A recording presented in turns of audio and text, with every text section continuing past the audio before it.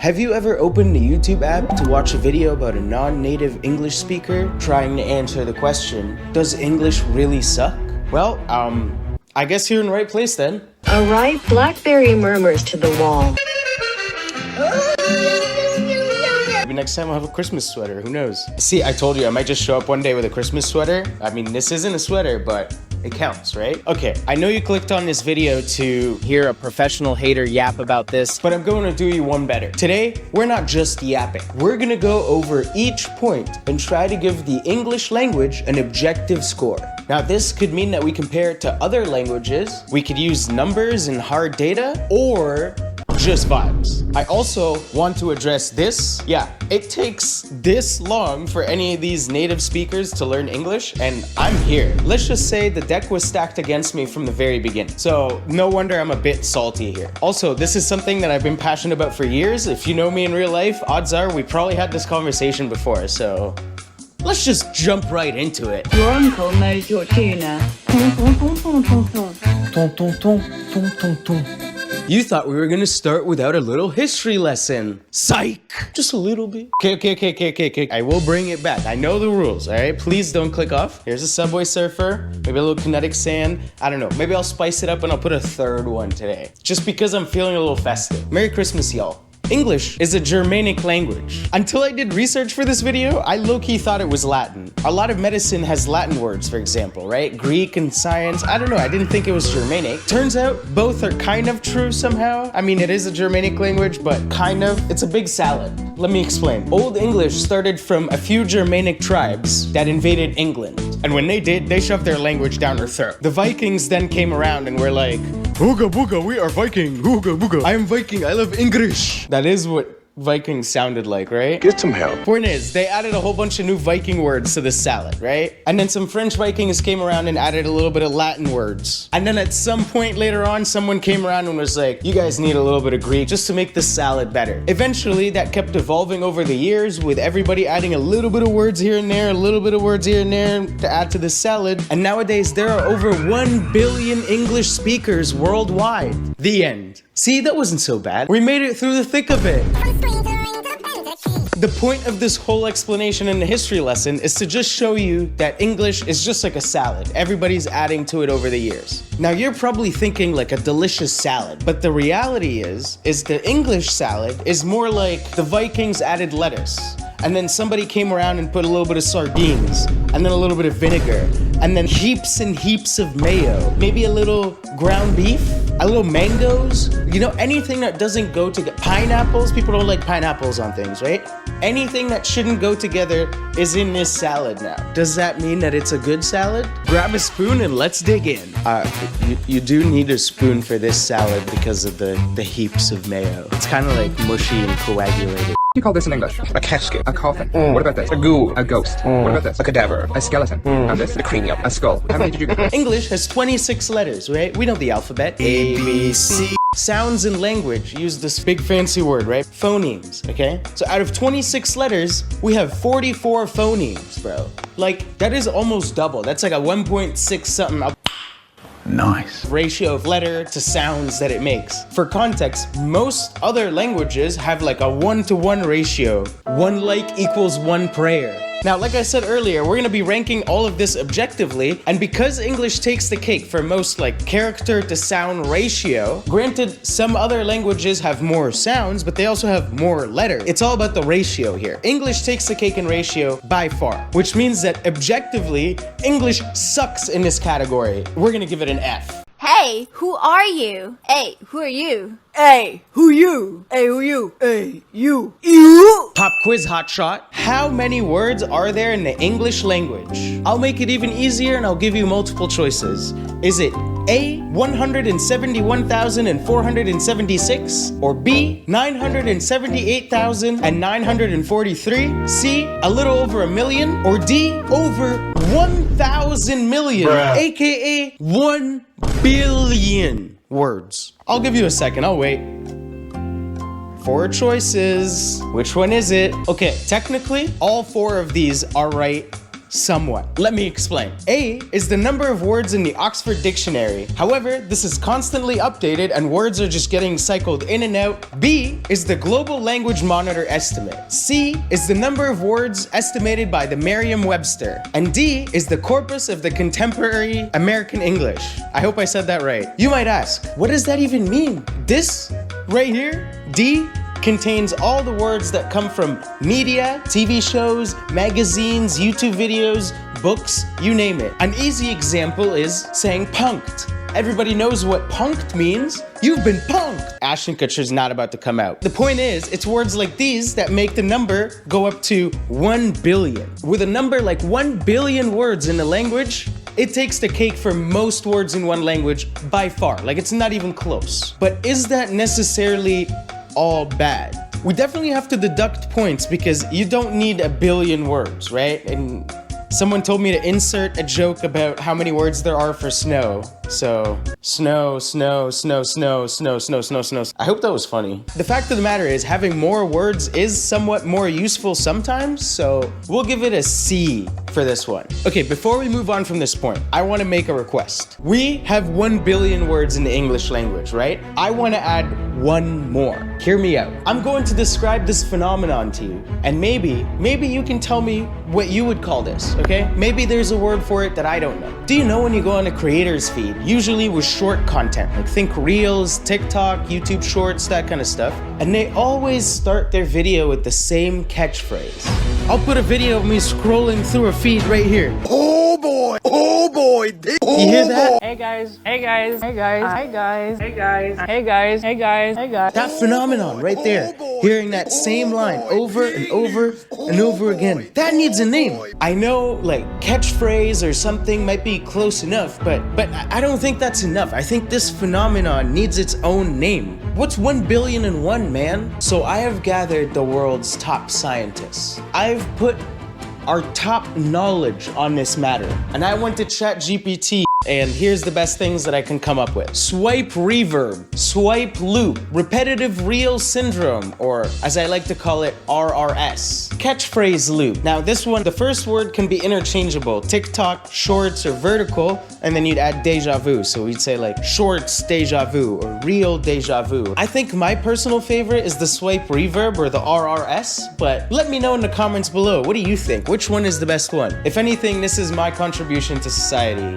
One new English word. I guess this would be a compact. Doesn't matter. We need to name this phenomenon. Let's get back into it. To be or not to be? To do is to be. To be is to do. Dibby dibby do. Gooby dooby doo. Dooby dooby doo. Now, English is a bit of a bad boy or a bad girl. I'm not assuming it's gender here, okay? Point is, English is just a rebel. It does not believe in rules. So let me give you some English rules and show you how they're just wrong, okay? Past tense, no problem. Just add an ED. I fart, I farted. I go, I go. I eat, I eated. I yeet, I yeeted. Okay, that last one kind of worked though. For context here, only 60% of verbs are regular, or you can add an ED to, and that leaves 40% of them to be irregular, or like an eated situation where it's not eated. So you're better off actually flipping a coin than trusting an ED rule. And that's like a factual statement. Okay, boys, I got the word eat. Do we add ED or do we change the verb? Anita McSween. Eated. Okay, I love this one. I before E, except C. Everyone knows that rule, right? We've all heard that thing. Oh, you gotta give him that huck. Now, if you do some surface level research, all right, the common words used nowadays are about 80,000 is the number, and out of those 80,000, around 3,000 of those words contain IE or EI. And this rule for those 3,000 words works about 75% of the time, which is okay, but I wouldn't say is like rule worthy, right? But here's the thing, when you start to include more than those 80,000 common words, that rule only works 20% of the time. So why do they teach us this in school? I don't know. We were set up for failure, my brothers and sisters. I don't even need to compare this section to other languages. If you make a rule, adhere to it. Just do better. D-, do better. Minute and minute should not be spelled the same. I am not content with this content. I object to that object. I need to read what I read again. Excuse me, but there's no excuse for this. Someone should wind up this post and throw it in the wind. Okay, are you ready for this? What a cliche. Genre, fiance, tsunami, ravioli, kiosk, yoga, cafe, deja vu, rendezvous, croissant, algebra. It is merely arbitrary when you keep the enunciation of that language and when you can Americanize it or butcher it. Someone was literally flipping coins. This one, keep it. This one, Americanize. Zero consistency. D, do better. Pita, hummus, falafel, shawarma, mango. Dirt will always be dirty, just like onions will always be onion. When life gives you onions, make onionade. Philosophy. Can we talk about this for a second? Dialects. Is it bath or is it both? Is it era or is it era? Data, data. Route, root. Wrath, wroth. Naked, bacon. Okay, this is a part of the video where I'm gonna try to make accents and I don't really know how, so here's an example that I straight up stole from someone else's video. I have to go down the elevator so I can get a ride and work out. That's what an American might say. And a British person might say, I gotta take a lift so I can get a lift so I can go and lift. In Australian, you might be like, oi, oi, oi, oi, oi, oi, oi, oi, oi, oi. For real this time. Oi, don't you love it when a good cunt's wearing a hot pair of thongs? And if you were to translate that to English, it would be just, hey man, don't you love it when your friend is wearing a cool pair of flip-flops? You see what I mean? This shit's confusing, bro. Shrimps on the bobby? Oi, oi, oi, oi. Unfortunately though, I don't think this is a problem limited to English. So because this is present in many other languages, I think we can give English a pass on this one. It's average, right? C+. You can still do better. I've combined the next few into one segment so that we can speed run this thing a little bit. Why are you running? Will Will Smith Will Smith? Yes, Will Smith, Will Smith, Will Smith. I knew what you were thinking. It's not my fault that both words start with homo. We'll start with homophones, okay? New, air, aisle, bases, die. You get the point, right? This puts English in the top 10%. No comment, we're just moving on. Homographs, separate, live, live. Did we really run out of words? Bro, can we not just... Again, English is in the top 10% of this one. You can always count on English for winning. When it comes to being the worst, that is. Silent letters, you might be like, oh, I thought we were just talking about the two homo words. Silent letters was just silent right there, bro. You just didn't see it. When the two homos exist beside a dash, that indicates a silent. I just made that rule up. Sue me. Climb. Knie? This one's a little controversial since, you know, almost half languages use silent letters. But here's the thing. Almost 70% of English words have a silent letter in it. That again puts English in the top 10%. I think the only appropriate grade for this section is do better. Cuff, rough, though, through. Why don't these words rhyme? But for some godforsaken reason, pony and baloney do. Okay, this one's a personal favorite of mine. Hey John, where are you? I'm in the bus. What do you mean you're in the bus? Do you mean you're on the bus? I'm not on the bus. I'm in the bus, dude. Bruh, I think you mean you're on the bus. But isn't my phone in the bus? Yeah, dude, your phone is in the bus, but you're on the bus. Cowabunga, dude. I'm at the library. I'm in Hawaii. Don't even get me started on this next one. I'm in school. I'm at school. In school. At school. Two different fucking things, dude. You know, the other night I was doing what I do best. I was complaining to a friend about this particular thing, right? I was like, on my computer, in my computer. They were curious to know why. What's the rule? Why do you go on rather than in? And when they looked it up, there's no reason why. All of them you can find online is, no, you should not say I'm in the bus. You should say I'm on the bus. No reason why, that's just how it is, brother. This is a criminal offense. F. Not even a D, just F. Non-native English speak. I apologize for my terrible English in advance. It is native English speaker.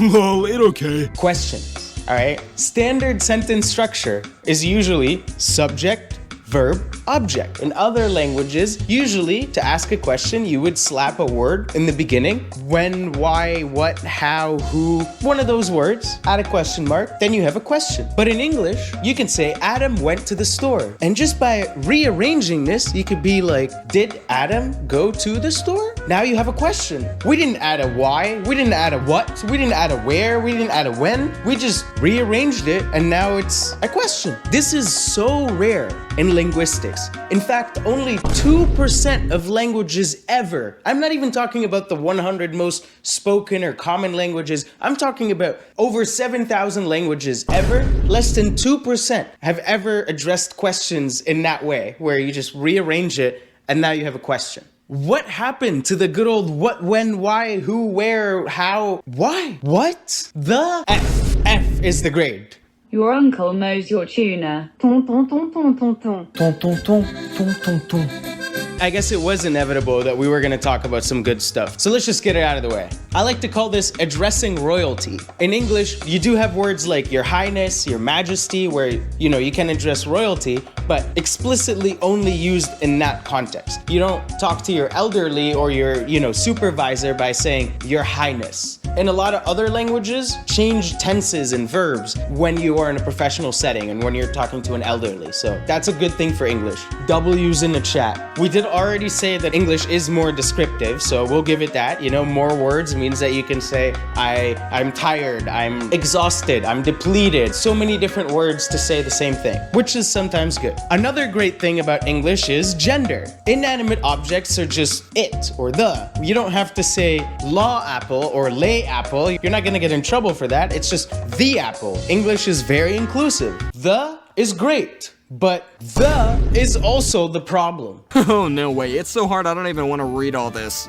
The most used word in the English language is the, and the most used sound is yet most non-native English speakers can't say the. It's often replaced by za, da, or fa. If we look at the top 100 most spoken languages in modern day, only 7% of these languages have the sound. Yet it is literally the most common sound in English. So I think we have to give it an fa on that one.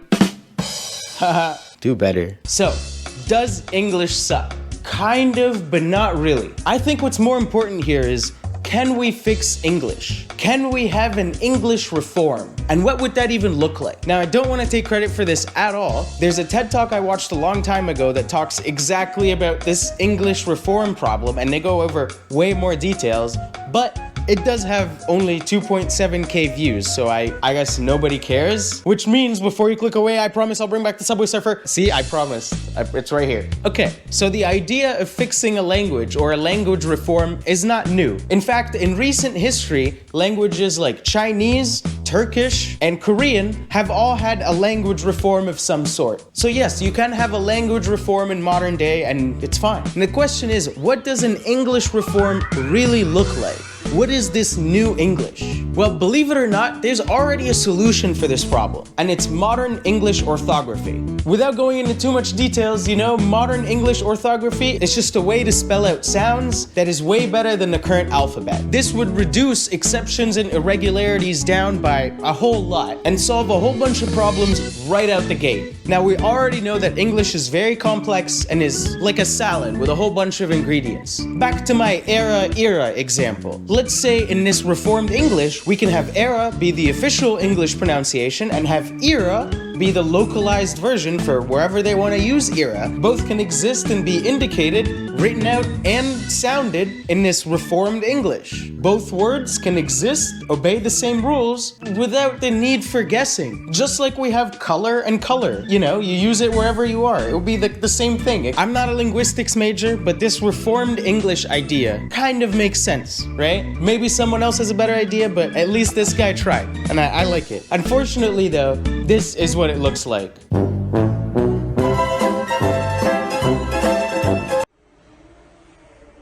This is a serious message to everybody watching. Please subscribe. Peace and love, peace and love. Anyway, peace and love, peace and love. Boy.